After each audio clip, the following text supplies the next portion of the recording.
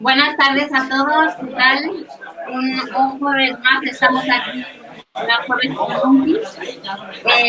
Veo que se os oye muy bien el audio, por lo menos a Jesús seguro que tiene muchísimo ruido de fondo, está totalmente metido en el mundo de la restauración y este es un clarísimo ejemplo de esto.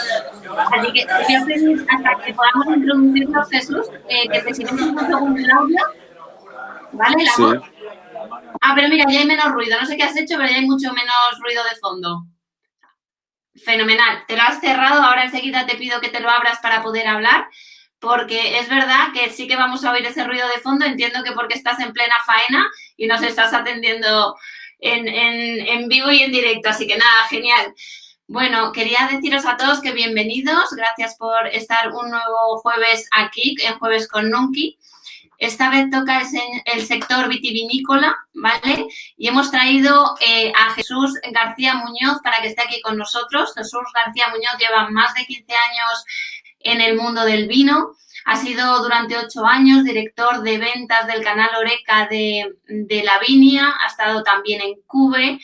En todos ellos y en otras empresas para las que ha trabajado ha conseguido incrementar la facturación en algunos casos hasta 10 veces y viene aquí a compartir con nosotros su conocimiento y todo su saber hacer, ¿no?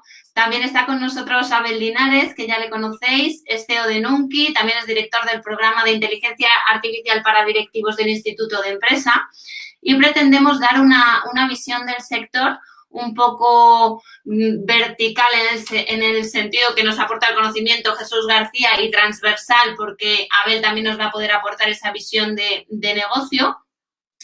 Y lo hacemos en webinars sectoriales, cafés online sectoriales. La semana pasada abordamos el inmobiliario, hoy el del vino, el siguiente será el sector retail y así sucesivamente. Y lo que pretendemos dar no es una clase magistral, sino que vosotros, los asistentes, podáis participar de esto con vuestras dudas, vuestras inquietudes del sector y todo aquello que os preocupe, lo tenéis que escribir para que nosotros lo abordemos, sobre todo Jesús y Abel como expertos, y lo tenéis que hacer, os lo explico al principio. En la parte derecha del panel veis que tenéis el chat, ¿vale? Ahí abajo dice escriba su mensaje, ¿vale? Y una vez escribes tu mensaje, encima tienes dos iconitos, uno que es como una especie de bocadillo y el otro una interrogante, ¿vale? Es importante que lo que es el bocadillo lo uséis para presentaros, para hablar de vosotros, si tenéis algún problema con el audio, hablamos muy alto, muy rápido, lo que sea, ¿vale? Y la interrogación la uséis para hacer la pregunta a los expertos, la inquietud sobre lo que queráis que hablemos o lo que sea, ¿vale? Porque lo que vamos a abordar son las que emitáis como preguntas, ¿vale? Entonces, sin dilatarme más, porque al final lo que pretendemos es ser muy puntuales y empezar a las 4 y acabar a las 4:45, ¿vale? Sí que me gustaría empezar un poco con Jesús. Jesús, ya sí que te voy a pedir que te habilites el audio. Bienvenido, Jesús. Buenas tardes a todos. Buenas tardes, Laura y Abel y resto de invitados. Gracias por estar aquí, Jesús. Gracias a Abel también por acompañarnos y compartir con nosotros sus etapas. Sí, Nada, a ver, no sé si me has oído, que te estaba saludando a ti. Buenas tardes. Abel no me oye. Sí, no, yo te digo, si era solamente por... Oh, gracias Jesús por acompañarnos. Me llega mucho ruido. Yo, Abel, prácticamente no te oigo a ti. Es que Me llega mucho ruido.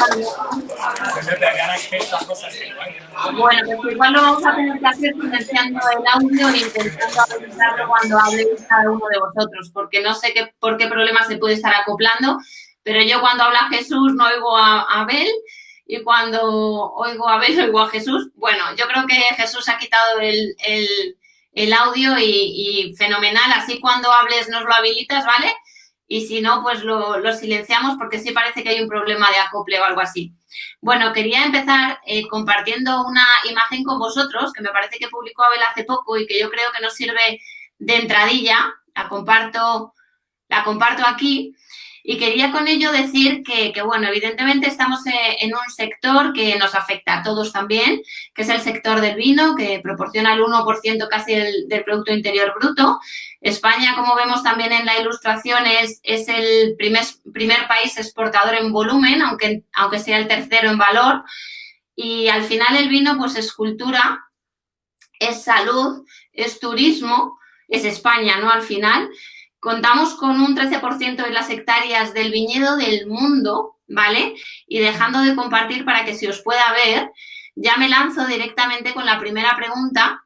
Voy a empezar, si os parece bien, por Jesús, diciéndote, Jesús, con todo este panorama, ¿no?, que venimos del sector del vino, sector vitivinícola, ¿cómo crees que se ha visto traducida esta crisis sanitaria y posterior crisis económica en el sector?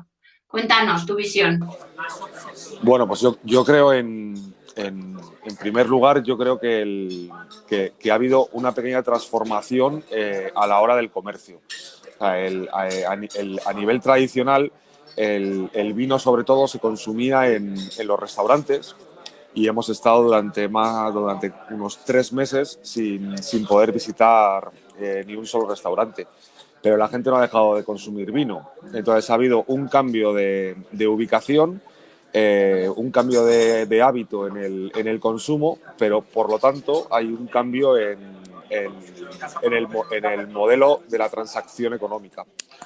Antes el vino se consumía en un restaurante y ahora se consumía a través de una tienda. Pero profundizando un poco más, ni siquiera es en la tienda tradicional, porque si tú buscas determinados vinos particulares, tienes que buscarlos a través del negocio online. Entonces, todo esto ha supuesto lo que a lo mejor hubiese ocurrido de manera natural durante los próximos 5 años, ha ocurrido en el primer mes del COVID. O sea, todo esto que implica pues que tanto las tiendas online como las propias bodegas han tenido que transformarse para poder adaptarse a la nueva situación, por decirlo de alguna manera. Todos añoramos, todos recordamos aquel vino que tomamos en aquel restaurante y ahora lo vamos a recordar como aquel vino que probé en casa porque lo compré en tal sitio o que me dio a probar mi amigo en su casa, no en determinado restaurante. Van a cambiar mucho las costumbres, ¿verdad? Sí, completamente. Eso parece. Abel, ¿algo que aportar o te pregunto algo? ¿Me oyes? Silencialo, Jesús, un momentito. Sí. ¿Me oyes ahora? ¿Me oís? Sí. Ah, vale. Pues no, yo creo que, por supuesto, a lo que dice Jesús, que es un fenómeno.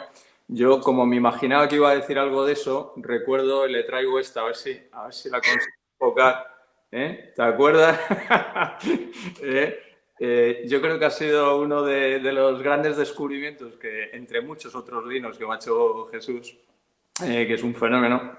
Y es verdad que al final lo que recuerdas es siempre, ¿no? El vino te acompaña y entonces es un poco esa trascendencia que tiene. Y viene un poco ligado con el tema del lujo, ¿no? Es decir, que se ha hundido el lujo, pero que realmente el lujo es esto, es poder disfrutar algo un poco exclusivo, distinto, que muchas veces es el sitio donde estás, lo que estás tomando, no el precio. Y que tenemos vinos excepcionales a precios que hoy por hoy pues se puede, digamos, uno permitir razonablemente bien en España, incluso con dificultades económicas, ¿no? Y disfrutar verdaderos vinazos. Pero yo, conociendo ahí a Jesús, lo que le haría es la pregunta de que el vino ha quedado afectado, la restauración ha quedado duramente afectada. Sin duda, el retail y la restauración van a salir antes que el turismo, o sea, que viajes y hoteles, eso nadie tiene dudas. Pero le preguntaría por el rugby. O sea, sé que está empujando ahí el mundo del deporte con ilusión y con ganas. Y como después de un buen partido, unas buenas cervezas, unos buenos vinos, pues, ¿cómo lo ves? ¿Cómo ves ahora mismo esa vuelta, Jesús? A ver, yo creo que todo esto va a dejar un pozo, va a cambiar un montón de cosas, pero yo creo que también van a ser para bien.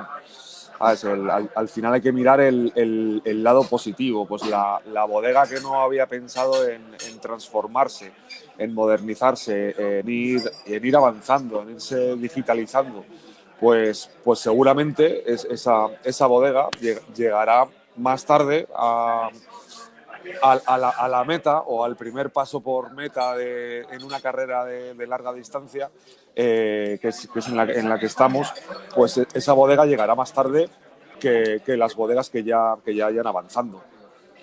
El clasicismo de tener, digamos, desde el cariño, porque yo también lo he hecho, el machaca de ir a llamar a una puerta y mira qué vino más rico tengo y te hago una buena promoción y tal.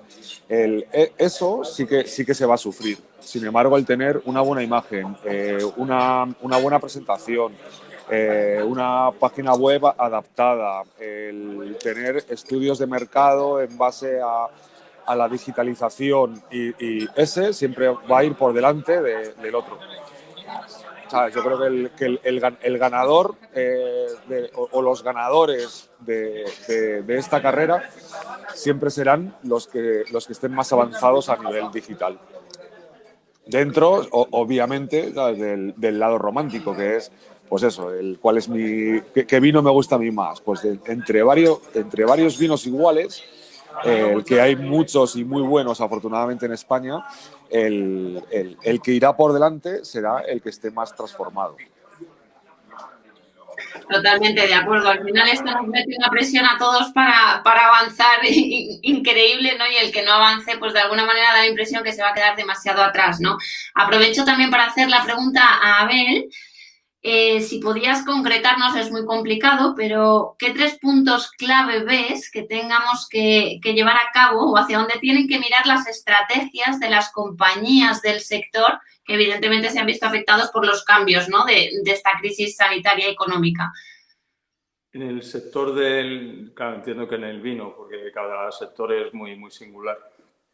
Bueno, quitando el problema de caja, que se marca todo lo demás, es decir, supervivencia o no supervivencia en función de tus capacidades financieras.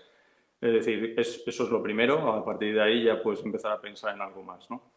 Yo lo que le diría al sector del vino, que probablemente es uno de los más afectados en esto, es que tiene que evolucionar, como dice Jesús, de pensar tanto en el producto, que nadie está diciendo que no hay que pensar en el producto. Tenemos magníficos enólogos, probablemente de los mejores, haciendo vinos excepcionales, pero luego vendemos un montón de vino a granel, o sea, que es lo que nos baja el precio medio. Es decir, cuando dabas las estadísticas, has cogido un artículo que hice yo hace un año explicando por qué realmente el sector del vino no estaba creciendo como debería de crecer.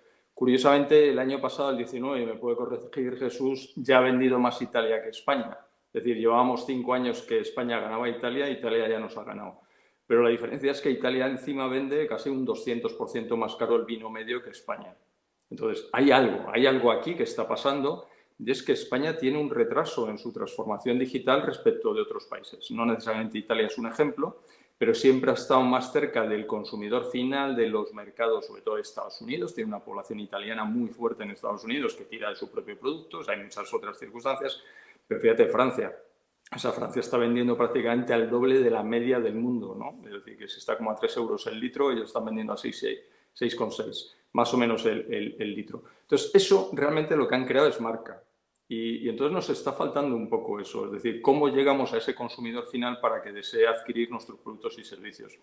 Y entonces, a tu pregunta de la digitalización, nos tenemos que dar cuenta que al haber sido muy centrados en producto, hemos perdido un poco al consumidor. Es decir, no entendemos muy bien quién es nuestro buyer.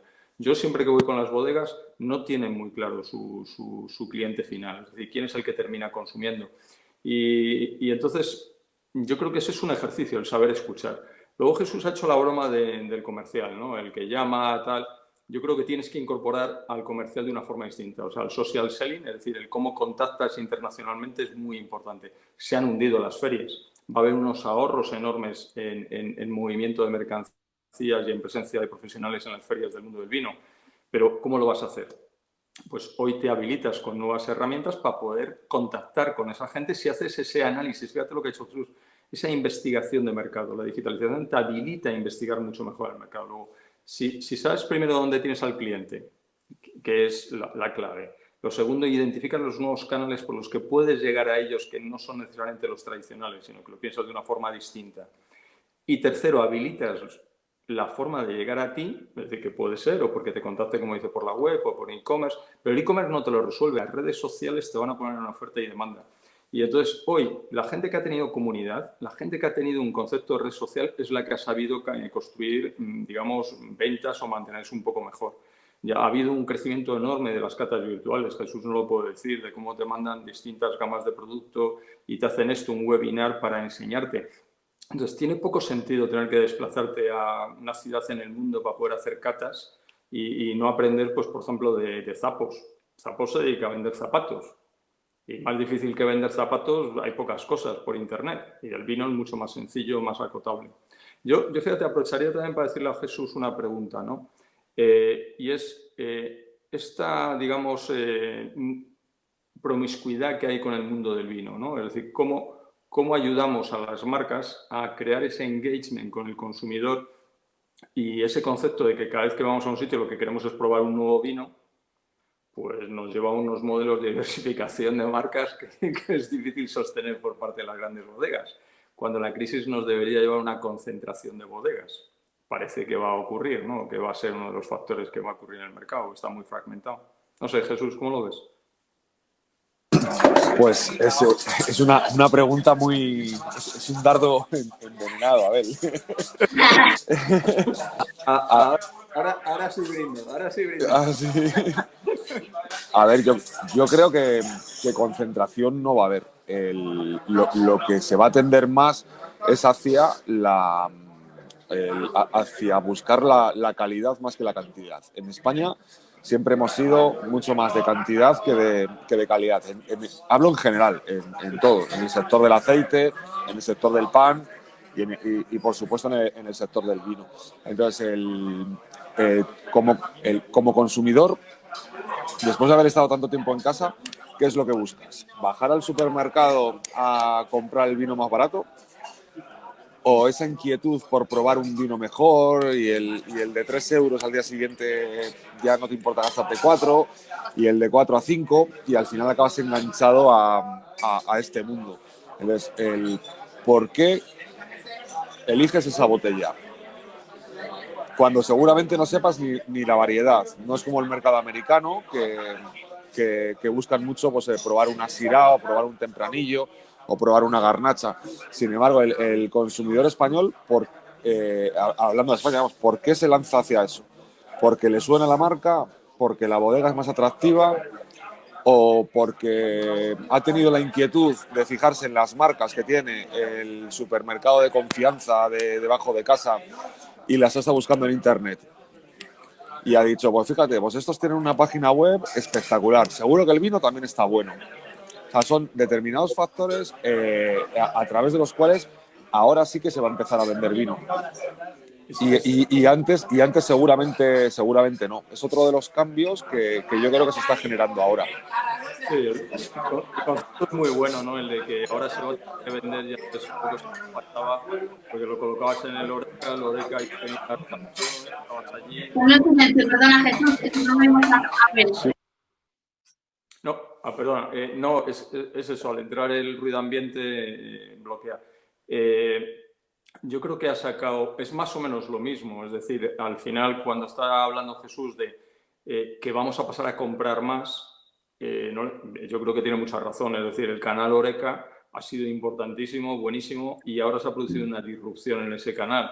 Entonces, hace la reflexión de las bodegas, ¿qué hago? No, el canal Oreca va a seguir funcionando, lo va a hacer bien, se va a tener que transformar como todos los canales, pero tú bodeguero, pues lo que es de pensar es eso, ¿cómo me compra mi cliente el producto que yo quiero? No que quede a la voluntad de dónde lo ponen en el lineal o en la carta, que es lo que me están recomendando en el restaurante, ¿no? Y yo, por ejemplo, ahí siempre me ha pasado igual. Detectas, como decía Jesús, da igual en una casa o estás en un restaurante, identificas un buen vino. Hay apps donde tú puedes meterte y ves algún tipo de recomendación, pero en general las casas, todas las bodegas hacen un marketing muy parecido. Ponen una botella, ponen un precio, pues es muy poco atractivo, es decir, o prácticamente nulo. O sea, no hay una historia, no te están contando de verdad lo que está pasando allí, que es lo que un buen enólogo te hace, ¿no? De hacerte disfrutar antes de empezar a probar el vino y quererlo desear. Y además, no es sencillo hacerte club de eso, o sea, no es sencillo verlo y decir, oye, pues mándame 3 botellas o mándame 6, acabas de probarlo, estarías encantado de poderlo llevar a casa. ¿Dónde lo haces? Te tienes que meter en un agrupador de ofertas, que de eso hay muchos, y bueno, muy buenas empresas, pero tienes que empezar a navegar y es muy poco amigable. Es decir, en el fondo son todo como paquetitos. O sea, si piensas el valor añadido, lo que te quieren vender y el espíritu que hay detrás, con el visual que tú tienes en general en todos los e-commerce de vino, es que llaman muy poquito la atención y son muy poco amigables para lo que tú quieres. Es como si, no sé, no lo veo. Yo creo que falta entender el marketing. O sea, el marketing digital, el coronavirus, al aplicarse en España y extenderse por el mundo, deberían de haber dado todos un salto en lo que es el marketing digital, porque es un ganador nato ahora mismo en esta época y está muy retrasado el sector. Perdonad que os interrumpa porque está habiendo muchísimas preguntas en el chat y al final, como os conocéis, va esto de un diálogo vuestro que está fenomenal, pero que os pido que también vayamos intentando responder alguna pregunta que nos hacen, ¿vale? Y lo que os voy a pedir, como hay muchas, es que las intentemos abordar en poquito tiempo. Sé que es complicado, pero así a ver si un poquito podemos abordar bastantes preguntas de las que nos están haciendo, ¿vale? Entonces, ahora las voy a compartir en pantalla para que lo podáis ir viendo, pero, a ver, la he compartido ahora, ¿la podéis ver? Porque no, vale, pues no me estará dejando compartirla por algo. Bueno, os la leo directamente, ¿vale? María, a ver, un momento que la voy a ver aquí. María nos estaba preguntando porque, bueno, nos estaba preguntando antes que bueno, que efectivamente es un poco lo que decís vosotros, que hay un despertar en el consumidor digital, que el e-commerce está avanzando, ¿no? Ella nos habla de cifras, que un 4% incluso ha subido el crecimiento del e-commerce, ¿no? En el B2B que está aumentando. Entonces nos hace una pregunta, aparte de decirnos que, bueno, que cree que hay una necesidad del home delivery del target más grande de España de vino, que es el senior y el mayor, ¿no? Y nos dice, ¿cuál es el principal freno que tienen las bodegas a vender a través del e-commerce, ¿no? ¿Qué problema se encuentran o por qué no acaban de arrancar o de hacer toda esa venta o de sustituir, entiendo, una venta por la otra? Pues a ver, en mi opinión, las bodegas no tienen freno para vender en e-commerce. El problema es que el consumidor no estaba preparado para consumir en e-commerce. ¿Por qué? En casa, no sé, o sea, es un poco de... yo, por ejemplo, ahora mismo estoy en un restaurante, afortunadamente, que hacía muchísimo que no venía a un restaurante de un gran amigo y después de tanto tiempo es el primer día que abre y por supuesto que estoy aquí. Pero ¿cuál era el canal de venta? ¿Cuánto tiempo? ¿Sabes? Yo por mi trabajo, pero ¿cuántos días he comido yo en casa en los últimos 10 años? A lo mejor 10 veces. Quitando las navidades que ni siquiera como en casa, porque voy a casa de mi familia. ¿Cuántas veces he comido? 10 veces. Entonces, ¿cuántas botellas de vino he podido consumir en los últimos 10 años en mi casa? Pues de 10 veces, pues a lo mejor 10 botellas. ¿Sabes? Pero claro, todo eso es muy poquito. Y ahora, claro, ahora si me dices, si en los últimos 90 días, pues en los últimos 90 días, 90 botellas. Además, compradas por e-commerce. Y con la curiosidad esta de probar diferentes vinos. ¿Por qué? Porque es lo que nos ha tocado en ese momento. Volvemos a lo del principio. ¿Dónde descubrías los vinos? ¿Dónde probabas los vinos? Con los amigos en un restaurante. O en una comida de trabajo en un restaurante. Pero prácticamente nunca en casa. porque era la realidad. En Nueva York las casas se hacen sin cocina. Porque ¿para qué vas a gastarte dinero en una vitrocerámica si no la vas a usar en la vida? O sea, pues así vendo la casa un poco más barata o la vendo con más margen. Entonces, todo lo que nos ha cambiado es eso. Antes tenías un sumiller, un grandísimo profesional que era como, pues era tu prescriptor y era el que te recomendaba los vinos, y si te recomendaba vinos que te gustaban, pues cada vez tú considerabas que ese sumiller era mejor sumiller todavía, e incluso le tenías idolatrado. Pero si ahora no es sumiller, ¿cómo descubres los vinos? ¿En qué basas? Pues en meterte en blogs, en chats, en hablar con amigos, tal, y buscar información. Y esa información te la transmite adecuadamente la bodega o no te la transmite. ¿Te da facilidad para comprar? Pues ahora es muy fácil. Comprar tal vino en Google y te salen toda la escalada de precios. Y tú decides comprar o en tu e-commerce de confianza o en el e-commerce más económico, o en el que tarde menos en entregártelo. Depende de un montón de factores. Pero conseguir información de un vino es relativamente fácil. Pero esa información es la adecuada. Lo que te está transmitiendo la información que tú recibes es, o sea, muchas veces las bodegas lo que tienen que hacer es ponerse al otro lado. Tú has visto la información que estás dando. ¿Cómo la estás dando? ¿De qué manera? Por un montón de factores, y todo eso es lo que va a ganar peso. Yo, de hecho, no creo que haya crecido solamente un 4% el e-commerce de vino. Vamos, dudo que haya crecido menos del 40%. Lo dudo, ¿eh? O sea, ha sido brutal. Hay muchas bodegas, obviamente, pues lo que conocemos como, o sea, bodegas grandes, de tirada, cooperativas, el típico vino de la casa, pues que si tú estás en tu casa seguramente ese vino no se te ocurra comprarlo, pero si vas a un restaurante le consumas. Entonces, esos vinos, o sea, esas bodegas seguramente sí que pasen, o sea, sufran mucho, porque claro, el consumo es que si han estado 3 meses los restaurantes cerrados, 3 meses es una cuarta parte del año.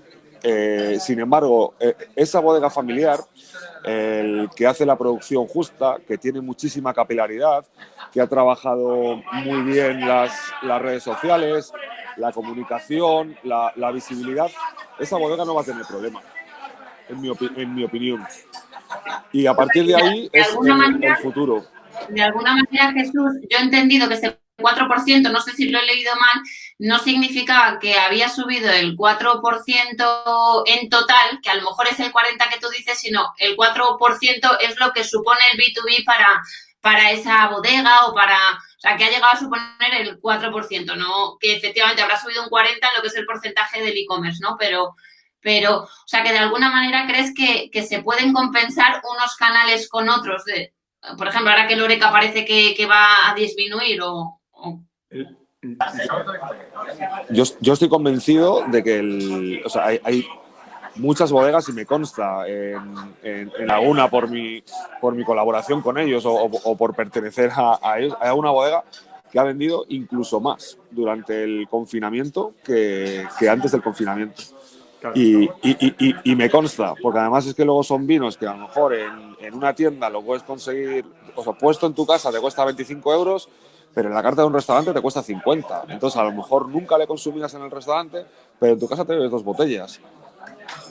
Entonces, en ese sentido, ha crecido, pero mucho. Sin embargo, pues igual que yo he estado probando diferentes aceites en casa, pues yo no voy a un restaurante a probar un aceite.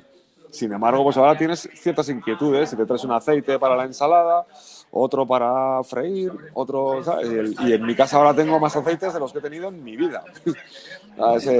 Porque todo esto ha cambiado, pero claro, ¿por qué buscaba los aceites? Pues ya te pones a buscar información sobre qué aceite, para qué sirve, y toda esa información, pues al final, ¿por qué pruebo la arbequina y no la picual?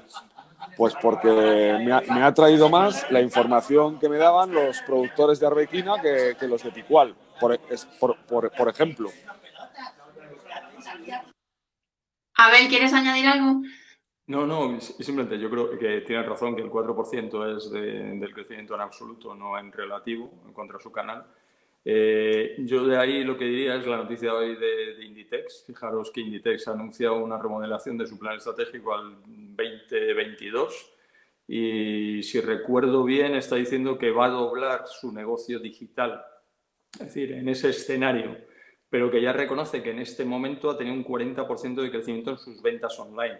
Y es un ejemplo, o sea, ese es un retailer que está centrado en el consumidor, que tiene las tiendas y ha dicho 3 cosas que tiene que poner en su plan estratégico. La primera es digitalización y la segunda, muy curiosa, la unión del offline con el online, o sea, la tienda física con la otra, o sea, que vuelva a ser más o menos lo mismo. Es decir, que al final esto ha venido para quedarse y yo creo que necesitamos que los bodegueros se den cuenta que es muy complicado porque están en el campo, porque están buscando producto natural, porque están muy apegados al terruño, es decir, al valor del producto que tienen, de que tienen que entender más al consumidor. Casi todos están creando sus propias redes sociales y crees que tú vas a seguir a una marca, pero yo ¿por qué te voy a seguir? Digo, aunque seas Petrus, ¿por qué te voy a seguir? Me tienes que contar una cosa distinta, que es que has estado en esta feria, has hecho tal y has hecho no sé cuánto, lo que dice Jesús.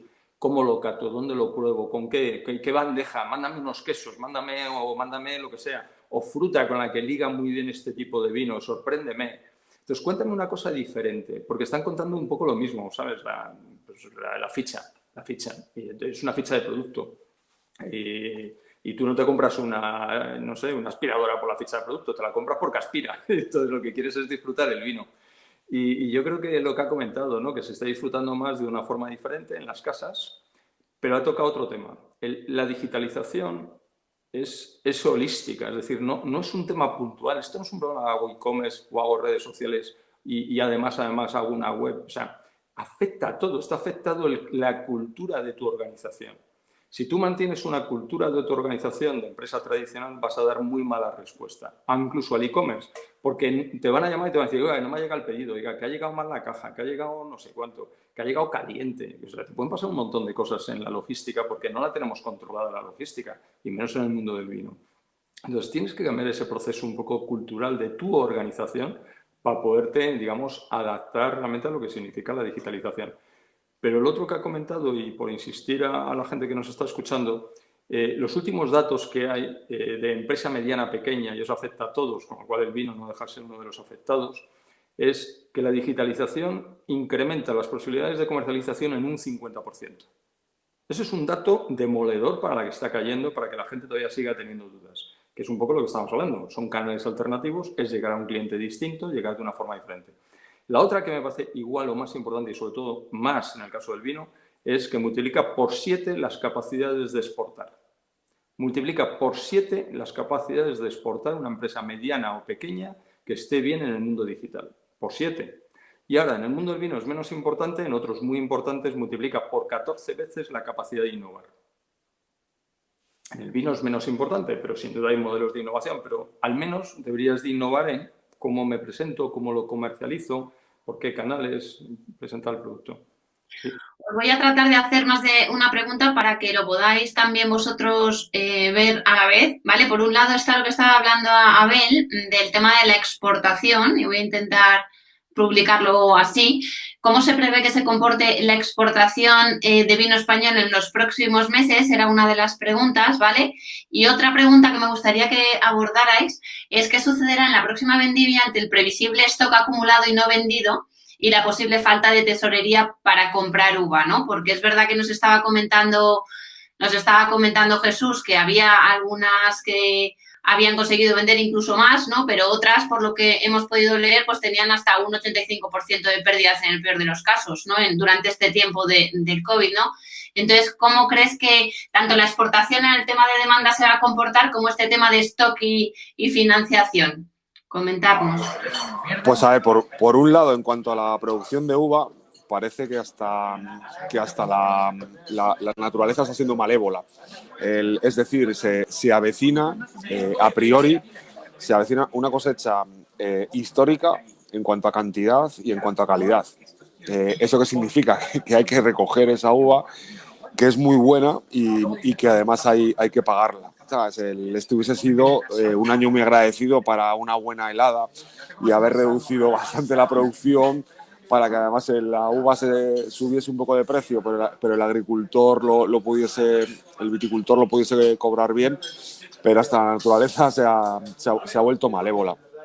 Entonces, pues bueno, es la ley de la oferta y la demanda. El precio de la uva bajará, habrá bastante más uva y luego pues habrá que buscar comprador, porque habrá muchas bodegas que efectivamente al tener tanto stock pues quizás reduzcan un poco su producción de vino, lo cual muchas veces, sobre todo en las bodegas grandes, suele significar subida de la calidad. En cuanto a la exportación, pues dependiendo del mercado que tenga cada bodega. O sea, mi experiencia en Bodegas Mauro, trabajamos con 65 países. Entonces, ¿por qué no hemos sufrido la crisis tanto como otras bodegas? Porque tenemos una capilaridad extraordinaria. O sea, no dependemos de un país o de un cliente. Porque vendemos en 65 países, porque tenemos un mercado nacional con más de 60 distribuidores, está todo muy, muy capilarizado. Entonces, sí que hay algún cliente que a lo mejor te desciende, pero hay otro cliente que te está vendiendo más. Entonces, yo creo que el que haya llevado una estrategia equivocada, es decir, mi importador de Estados Unidos es el mejor del mundo y me vende el 90% de mi producción. Sí. Y si tu importador en Estados Unidos deja de vender, tú estás dejando de vender el 90% de tu producción. Entonces, es un tema más estratégico. Irá por sectores. Seguro que los grandes vinos de Burdeos, que además son mi pasión, acaba de salir la Premier ahora mismo del año 2019, que son unos vinos extraordinarios, y afortunadamente han bajado algo los precios, pero porque ya era impagable la 2018. Entonces, pues, por ejemplo, para mí, pues es el momento de invertir en comprar Burdeos en Premier, aunque haya que esperar 10 años para bebérselo. Pero ellos seguro que no van a sufrir, o las grandes marcas, pues un Sassicaia, un Opus One, un Mauro, esos vinos míticos, digamos, un Chateau Margaux, un Petrus, esos no van a sufrir. El problema es las otras bodegas. Las que se han centrado demasiado, pues si solo trabajas con una gran cadena de supermercados, como esa cadena de supermercados deje de vender o deje de estar de moda, pues al final depende solamente de ella. O te transformas y diversificas. Ya no vas a poder ir a una feria de vinos a México, pero ¿cómo puedes seguir vendiendo vinos en México? Modernizándote, adaptándote a los nuevos tiempos. ¿Qué nos puedes aportar tú, Abel, de esta pregunta, ¿no?, que nos hacían, del tema de la exportación y de todo esto, ¿no? Yo creo que del tema de la exportación la ha comentado muy bien Jesús. Quizá que hay un mercado muy grande que está creciendo, que es China, que todo el mundo ha estado centrado siempre en los tradicionales, que es Estados Unidos, que es Inglaterra, que son Alemania, los grandes compradores, pero que se está extendiendo. A mí me preocupa más del internacional el crecimiento que está teniendo pues un Chile o una Australia, ¿no?, que tienen vinos también muy buenos, muy especiales, muy singulares, y ahí contra los que tenemos que competir, ¿no?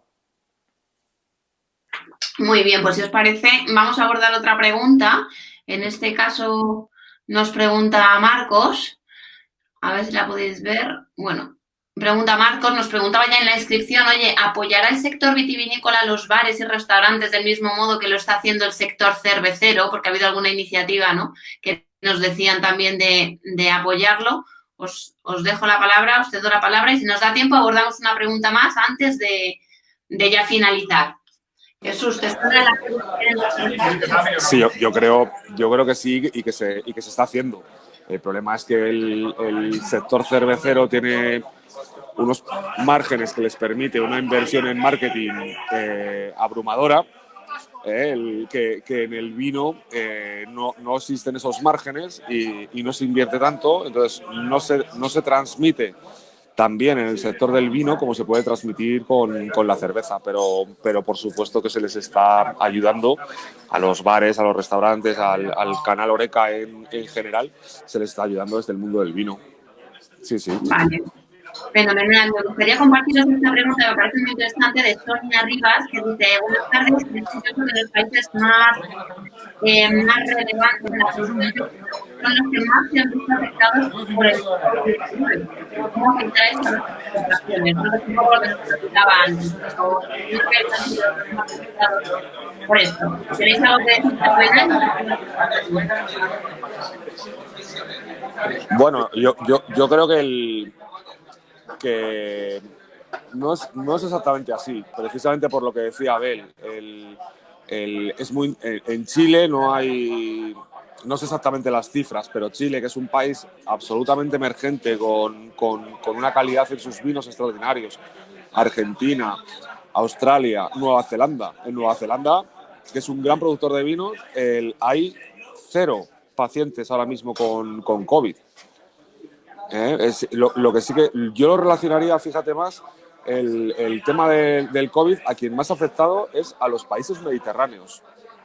Grecia, Italia y España, porque en Portugal, que no es un país mediterráneo, es un país atlántico y es un gran productor de vinos con muchísima variedad, diversidad y muchísima calidad, en Portugal no tiene nada que ver cómo ha afectado el COVID a cómo ha afectado en España, pero Portugal no es mediterráneo, Portugal es atlántico. O sea, yo lo relacionaría más con el tema mediterráneo, clima mediterráneo o costumbres mediterráneas. Que tenemos bastantes similitudes griegos, italianos y españoles. Y somos precisamente los 3 países de Europa que más turistas reciben, con lo cual son los 3 países más expuestos. Pero no por el tema de elaboración de vino, yo creo que no tiene nada que ver, vamos. Bueno, de hecho Laura, había un estudio que nos puede transmitir Jesús, no me acuerdo de la asociación, no sé cuál de ellas, del vino, que habían hecho unas pruebas y que entonces no eran concluyentes, pero parecía que, claro, el alcohol, como pasa por garganta y tal, pues que ayudaba a bajar un poco los niveles de infección. O sea, yo creo que tiene más que ver con primero, que Europa es más seria dando datos, y yo creo que en eso también, que luego ha dependido demasiado de la decisión que se ha tomado de confinamiento o no en los distintos países, porque tenemos Estados Unidos que ha crecido disparado, Inglaterra se ha disparado. O sea, sabemos muy poco de lo que está pasando. Pero recuerdo la anécdota esa de que se empezaba a hablar de igual que hubo un informe en Francia sobre el tabaco, aquí se empezó a ver el tema del vino, entonces se dijo que sí, que ayudaba, y tuvieron que decir, oiga, cuidado, que no hemos dicho que ahora hay que dedicarse a beber vino, que tampoco es eso, sino que se ha detectado que el alcohol, que trabaja mal el virus dentro de entornos con alcohol, ¿no? Jesús, algo así era, ¿no? La anécdota. Sí, era, claro, nos estaban diciendo que nos teníamos que lavar las manos constantemente con hidrogel y que el virus incubaba en la garganta durante 5 días. Y bueno, pues si estás 5 días seguidos bebiendo vino, pues seguramente el virus no incube, acabe eliminándose o muriéndose. Sí. Que yo creo que es verdad, ¿eh? No, pocos compañeros del mundo del vino conozco yo que hayan sufrido el COVID. Prácticamente ninguno. Oye, Laura, habla mucho de vino. Jesús es un experto, aparte de lo que ha comentado, ¿no? Que es un fenómeno en todo el vino europeo, ya no solamente el español, que si nos puede contar alguna novedad de ellos, pero también en champán. Y me parece que también todos los espirituales, o sea, todos los vinos espirituosos son muy interesantes, el champán, o sea, todos los espumosos, que están creciendo mucho en el mundo, están creciendo más que el vino, el espumoso. Entonces, ¿qué nos cuentas del champán? Sobre todo, pues, oye, un Ibiza que era un consumidor natural de champán, y ¿cómo prevéis la jornada? Pues a ver, sobre todo en España, el champán es un producto de fiesta. Un producto de fiesta, un producto social. hay poca gente, o somos muy pocos, porque yo soy un fanático del champán y del Burdeos, somos muy pocos los que lo consumimos, digamos, por placer o para acompañar una comida. Es más un producto relacionado con la fiesta. La fiesta ahora mismo no existe, porque no hay discotecas, no hay bares. Entonces yo creo que el consumo de champán en España ha descendido notablemente, pero no en otros países que sí que tienen esa cultura de consumirlo en casa como nosotros consumimos un blanco o un rosado o un tinto en nuestra casa. Vale, la última pregunta, si os parece bien, y ya vamos a cerrar. Mira, nos comentaba Jonathan que hoy había leído que el gobierno va a destinar 90 millones de euros a paliar el efecto del COVID en el sector vinícola.